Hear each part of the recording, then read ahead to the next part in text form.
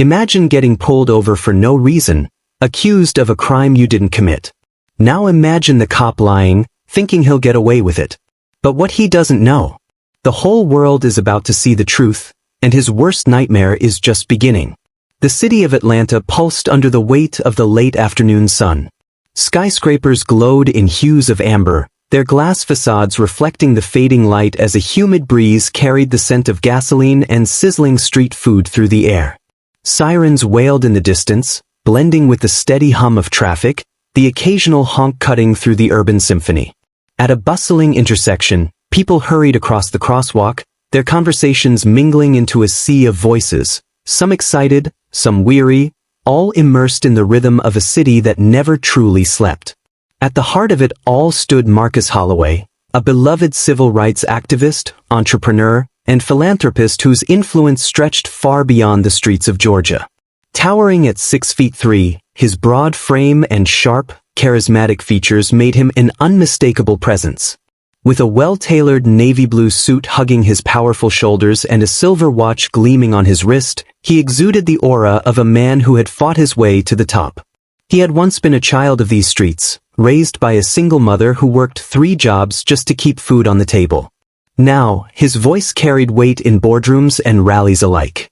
As Marcus stepped out of a downtown cafe, exchanging a warm handshake with a community leader, he had no idea that within the next few minutes, his world would be turned upside down. Would a single lie, a cruel fabrication, be enough to ruin everything he had built? Or would the truth, captured on video, be powerful enough to change a nation? Marcus adjusted the cuff of his suit as he stepped onto the sidewalk, inhaling the rich aroma of freshly brewed coffee mixed with the sharp scent of asphalt heated by the sun. He had just wrapped up a meeting with city officials about a new mentorship program for underprivileged youth, one of many projects he had poured his heart into. As he moved toward his sleek black Mercedes, parked just across the street, the distant sound of raised voices made him pause. Across the intersection, near a small convenience store, a confrontation was unfolding. A young black man, barely in his 20s, stood with his hands raised in the air. His eyes, wide with fear, darted between the towering figure of a uniformed police officer and the small crowd that had begun to gather. The officer, his badge reading Sergeant Brandon Whitaker, had one hand on his holstered gun, his stance rigid, his face twisted with what could only be described as unmasked hostility. "You fit the description of a suspect," Whitaker barked, his voice cutting through the air. Marcus stiffened. He had heard those words before. The young man's voice trembled. I just came to buy a soda, sir. Please, check the cameras inside. I didn't do anything." Marcus' jaw clenched as he watched the officer step closer, his hands still dangerously near his weapon. The crowd murmured, phones beginning to rise in cautious defiance. Some were already recording. But would it be enough? Something inside Marcus stirred, a familiar fire. He had spent years fighting for justice, for change. But at that moment, standing on the sidelines, a terrible, gnawing guilt threatened to root him in place. He had seen men like Whitaker before. He had seen men like the young man before. He had once been that young man. And he had sworn never to look away again. Before he could second-guess himself, Marcus strode forward. "Officer," he called, his deep baritone cutting through the noise. Whitaker turned, surprise flickering across his face before it twisted into something colder. He clearly recognized Marcus, who in Atlanta didn't. But instead of deference, there was something else in his eyes. Contempt. "This doesn't concern you, Mr. Holloway," the officer said tightly. Marcus stepped closer, his presence commanding. "I think it does. I just saw this young man walk into the store. He's no suspect." The crowd shifted, emboldened by Marcus' presence. Someone murmured his name. Another voice chimed in. "He's right. We saw him come in. He didn't do anything." Whitaker's fingers twitched near his holster. His nostrils flared. "Sir, I'd advise you to step back. You're interfering with police business." Marcus didn't move. His gaze bore into the officer's, steady, unyielding. "And I'd advise you to do your job correctly. You don't want to make a mistake you'll regret." For a tense moment, it seemed like the situation might de-escalate. Whitaker's jaw worked, his eyes flickering between Marcus, the growing crowd, and the dozens of phones pointed at him. His face reddened with barely restrained anger. Then, in a move so swift it shocked everyone, Whitaker suddenly lunged forward, grabbing the young man's arm and shoving him against the store's brick wall. Gasps erupted. The young man yelped in pain. Marcus surged forward. "That's enough," he bellowed, but before he could reach them, Whitaker turned on him. And then, "Stop resisting!" Whitaker shouted, his voice booming over the chaos. He gripped Marcus' arm in a brutal hold, twisting it back. "He just assaulted an officer." The words sent a jolt through the crowd. Someone screamed, "That's a lie. He didn't touch you." Others pushed forward, their voices rising in protest. Marcus barely had time to register the absurdity of it before he felt the cold steel of handcuffs snap around his wrists. His heart pounded. This couldn't be happening. Not to him. As Whitaker shoved him toward the police cruiser, Marcus caught sight of the dozens of phones still recording. Every second of this was being captured. And suddenly, a thought struck him. This lie might just be the officer's undoing. The inside of the police cruiser smelled of sweat and vinyl, the air thick with injustice. Marcus sat rigid, his wrists aching against the cold metal of the handcuffs. Through the tinted windows, he could see the crowd growing. Voices clamored in outrage, demanding justice. Some shouted his name, others live-streamed. Marcus turned his head toward Officer Whitaker, who sat smugly in the driver's seat, gripping the wheel with white-knuckled hands. His smirk was subtle but undeniable, a predator who thought he had won. "You just made the biggest mistake of your life," Marcus said, his voice low and controlled. Whitaker scoffed, shifting the car into gear. Big words for a man in cuffs. Marcus ignored the sharp pang of fury in his chest. Stay calm. Stay in control. He had spent years teaching young men how to defuse situations like this, how to protect themselves when the system was built to trap them. Now, it was his turn to remember his own lessons. From the back seat, he caught sight of a familiar face, Jordan Myers, an investigative journalist for ATL Free Press, pushing through the crowd, his phone trained on Marcus. Jordan was relentless when it came to exposing police corruption. If anyone could amplify this injustice, it was him. Before the cruiser sped away, Marcus locked eyes with Jordan. A silent message passed between them. Get the truth out. The precinct was a cold, sterile fortress. Marcus was processed like any other suspect, photographed, fingerprinted, and placed in a holding cell. The clang of the metal bars echoed in his ears, a sound that clawed at old wounds. This wasn't his first time in a cell. As a teenager, he had been arrested for a crime he didn't commit. A store owner had accused him of stealing, and the police had been all too eager to believe it. He had learned then that the truth meant nothing if no one cared to hear it. But this time was different. This time, the world was watching. Whitaker strolled to the cell, standing just outside the bars, arms folded. "You think your name is gonna save you?" he sneered. "You think the world is on your side?" Marcus met his gaze without flinching. "I don't think, officer. I know." Whitaker's smirk twitched. He had realized the moment those phones came out. The lie was unraveling before his eyes. Across the city, across the country, across the world, the video spread like wildfire. The footage was damning. Multiple angles. Clear audio. Marcus never touched Whitaker. The moment the officer lunged at the young man. The moment he falsely accused Marcus of assault. The brutal snap of the handcuffs. Jordan's report hit the internet within the hour. #Justice for Marcus trended within minutes. Celebrities, activists, even politicians weighed in. Unacceptable. This is why we fight. Marcus Holloway is a hero, and we won't stay silent. The mayor of Atlanta, who had once stood beside Marcus at charity events, released a cautious statement. "We will conduct a thorough investigation." But the people weren't interested in investigations. They wanted justice. Protesters gathered outside the precinct, their voices a storm of righteous fury. Inside his office, Police Chief Leonard Carter wiped a hand down his face, staring at the footage on his computer screen. The situation was spiraling out of control. "Get Whitaker in here. Now." Back at the precinct, Marcus sat in the cell, his patience unwavering. He knew the tides were shifting. The system had tried to silence him before. This time, it wouldn't succeed. Whitaker, however, was unraveling. Why the hell are they turning on me? He fumed in the break room, glaring at his phone. Comments flooded his social media. Corrupt. Racist. Liar. His inbox was filled with threats and demands for his resignation. His fellow officers weren't rushing to his defense either. Some cast him wary glances, others avoided him altogether. No one wanted to sync with him. When he was finally summoned to the chief's office, he walked in with stiff shoulders, but the moment he saw Carter's expression, his stomach dropped. "Close the door," Carter said, his voice tight. Whitaker obeyed. Carter leaned forward, lacing his fingers together. "What the hell did you do?" Whitaker swallowed hard. "Chief, save it."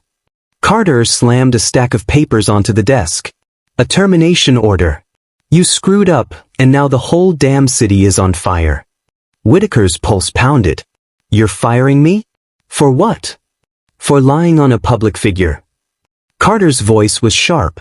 "For escalating a situation that should have never been a problem.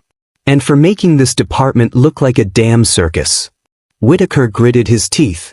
"I was just..." Carter cut him off with a glare. "Get your things. You're done." Hours later, the bars of Marcus' cell slid open. An officer, avoiding his gaze, muttered, "You're free to go." Marcus stood slowly, rolling his shoulders.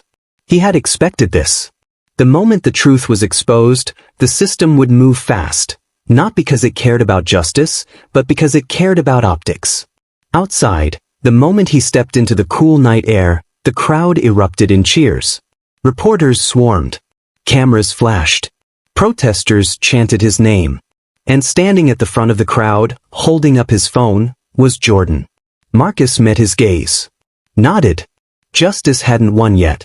But it had started. The cold night air buzzed with tension as Marcus stepped out of the precinct, his shoulders squared, his breath steady despite the storm of emotions brewing inside him. The cheers of the crowd, the flashing lights, the press shouting his name, it was a moment of vindication, but not a victory. Not yet. Jordan Myers broke through the reporters, shoving his microphone toward Marcus. "Mr. Holloway, you were falsely arrested. Officer Whitaker has been fired, but do you believe that's enough? What's your next move?" Marcus locked eyes with him. He had spent his life fighting battles like this, but this was different. This was a turning point. He could walk away now, let the system clean up its mess, accept the apology that would no doubt come from the mayor's office, and return to his work. Or, he could take a stand that no one could ignore. The crowd waited, the world watching. His heartbeat was thunder in his ears. He gripped the microphone. "This isn't just about me," he said, his voice steady but firm. "This is about every black man and woman who has been falsely accused, mistreated, or killed by a system that refuses to hold itself accountable. I'm alive today because there were cameras. Because there were witnesses. But what about those who didn't get that chance?" A hush fell over the crowd. Reporters leaned in. Even the officers standing guard by the precinct shifted uncomfortably. Marcus inhaled. It was time. "I will not just walk away. I am filing a lawsuit against the Atlanta Police Department for wrongful arrest, false charges, and racial profiling. And I won't stop there." Murmurs spread like wildfire. "A lawsuit? Against the city?" Marcus continued, his voice rising with conviction. "We need real change. Not just another fired cop, not just another empty apology. We need independent investigations into police misconduct. We need body cams that can't be turned off. We need consequences, real ones." Someone in the crowd shouted, "Justice for Marcus." Another voice followed. Then another. The chant swelled, powerful and relentless. "Justice for Marcus. Justice for Marcus." Marcus lifted a hand, calling for silence. When the crowd quieted, he leveled his gaze at the cameras. "I challenge the mayor, the governor, and every official in this city to meet with us. To talk. To fix this system before another innocent person is thrown in a cell. And if they refuse..." He let the words hang in the air, heavy with promise. Then we'll make sure they don't hold office long enough to refuse again. The roar of the crowd shook the streets. Jordan, his expression alight with something between admiration and awe, lowered his mic. And if they try to silence you? Marcus met his gaze. They won't. The backlash was immediate. That night, news anchors debated his lawsuit, some calling him a hero, others calling him a troublemaker. Social media exploded, some posts praising him, others spewing venom. The mayor's office released a carefully worded statement. We take these allegations seriously and will launch an internal review. Marcus wasn't impressed. He knew what that meant. They wanted to buy time. But time wasn't on their side. The next morning, protesters flooded the streets in record numbers.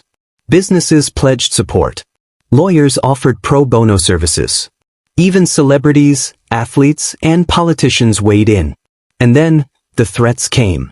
Marcus' assistant, Tamika Reynolds, stormed into his office, phone clutched in her hand. Marcus, you need to see this. She played a voicemail on speaker. You think you're untouchable? Drop the lawsuit, or we'll make sure you regret it. Marcus exhaled sharply. He had expected this. But that didn't mean he would back down. Tamika looked at him, eyes full of concern. They're scared, Marcus. You're pushing them harder than anyone has before. Good, he said, standing. That means we're doing something right. The next evening, Marcus was invited to City Hall for an emergency meeting. The mayor, the police chief, and the governor would be there. Tamika and Jordan both tried to convince him not to go alone. They'll try to strong-arm you into backing down, Jordan warned. Marcus nodded. I know. He went anyway. Inside the grand meeting hall, the air was thick with tension. Mayor Charles Bennett sat stiffly at the head of the table, his suit immaculate, his expression unreadable. To his right sat Governor Elaine Prescott, her sharp eyes betraying thinly veiled irritation. Police Chief Carter was there too, his face lined with exhaustion. Whitaker was absent. They had already sacrificed him to the wolves. The mayor leaned forward, clasping his hands together. Marcus, let's be reasonable. Marcus arched a brow. Reasonable? Governor Prescott cleared her throat. You've made your point, Mr. Holloway. The officer was fired, the city is investigating, and you've raised awareness. Isn't that enough? Marcus folded his arms. Was it enough for Breonna Taylor? For George Floyd? For Tamir Rice? Tell me, Governor, how many times have we heard that before? The room fell silent. Mayor Bennett sighed. You want change? We get it. But suing the city? You'll drain resources meant for the community. Marcus leaned forward, his voice sharp. The resources should have been used to prevent injustices like this in the first place. The mayor's jaw tightened. Drop the lawsuit and we'll form a task force. You'll have a seat at the table. Influence. But we can't afford a lawsuit right now. Marcus saw it for what it was, a compromise meant to silence him. And here it was. The moment. The decision. If he took the deal, he could work from the inside, push for reforms, but at their pace, under their control. If he refused, the fight would be harder, uglier, more dangerous. He exhaled slowly. Then he stood. Justice doesn't wait for what's convenient, he said. And neither do I. He turned and walked away. The mayor's voice rang out behind him. If you go through with this, we won't back you. Marcus didn't stop. He didn't need their backing. He had the people. Outside City Hall, the crowd was waiting. Tamika met him at the steps, eyes searching his face. Well, Marcus took in the sea of supporters, their hope, their determination. We're not backing down, he said. The cheers echoed through the night. And in that moment, Marcus knew, this wasn't just his fight anymore. This was a movement. The streets of Atlanta pulsed with energy. Protesters flooded the sidewalks, their voices unified in a single, unwavering demand, justice. News stations ran back-to-back coverage. Talk show hosts dissected Marcus' speech, some lauding his bravery, others warning that he had gone too far. Social media became a battleground. His supporters rallied, while his detractors spewed venom. But the lawsuit? The lawsuit had changed everything. Within days, the city was in crisis mode. Lawyers scrambled. Politicians argued behind closed doors. The mayor's office released another statement. While we respect Mr. Holloway's concerns, we urge all parties to seek a peaceful resolution rather than engaging in costly legal battles. Translation? They were scared. The governor, however, took a harder stance. At a press conference, she stood tall behind the podium, flanked by law enforcement officials. Mr. Holloway's accusations against the Atlanta Police Department are inflammatory and reckless. While we support reform, we must also support our officers who put their lives on the line every day. Marcus watched from his office, Tamika pacing behind him, her phone buzzing every few seconds. They're trying to flip the narrative, she said. Make you the villain. Marcus exhaled, shaking his head. He had expected this. The system didn't give up power without a fight. Then, Jordan's voice crackled over speakerphone. Marcus, you need to see this. She clicked a link. A leaked email from the mayor's office. It was a directive quietly sent to key officials. Contain the Holloway situation at all costs. Delay legal proceedings. Discredit if necessary. Marcus clenched his jaw. They weren't just trying to beat him. They were trying to bury him. But the truth? The truth was already out. Within hours, the leak was everywhere. News anchors read the email on live television. More protests erupted. Public figures, athletes, activists, even business leaders, demanded the mayor step down. But the real shift? The city's attorneys blinked first. The next morning, Marcus received a call. A legal representative from the city, voice tight, carefully controlled, asked if he would be willing to discuss a settlement. Tamika nearly dropped her coffee. They're trying to clean up before they lose everything. Jordan smirked through the phone. They don't want this going to court. Because if it does, every skeleton in the department's closet comes tumbling out. Marcus listened, silent for a moment. He had their attention. Now came the choice. He could take the settlement, ensure some financial compensation, and move forward. Or, he could hold the line. Force real, permanent change. Marcus leaned forward. Tell them we'll talk. But not about money. Days later, the meeting was held, not in some back room, not in secrecy, but in front of the people. Cameras rolling. Journalists present. The mayor, looking paler than before, sat across from Marcus at a long, polished table. The governor was there too, though she mostly watched from the sidelines, arms crossed. The world was watching. Marcus spoke first. No pleasantries. No small talk. Just the truth. This isn't about me, he said. This is about fixing a system that allows officers like Whitaker to thrive. If you're serious about change, here's what I want. He slid a document across the table. The demands were clear. An independent police oversight committee, with real power, not just recommendations. Mandatory body cams that cannot be deactivated. A database of police misconduct reports, accessible to the public. Swift and automatic suspension for any officer accused of racial profiling, pending investigation. Reopening past cases of police abuse, cases that had been swept under the rug. The mayor skimmed the list, his fingers tightening on the paper. This is a lot. Marcus didn't blink. It's a start. Silence hung between them. The governor cleared her throat. You're asking us to upend an entire system.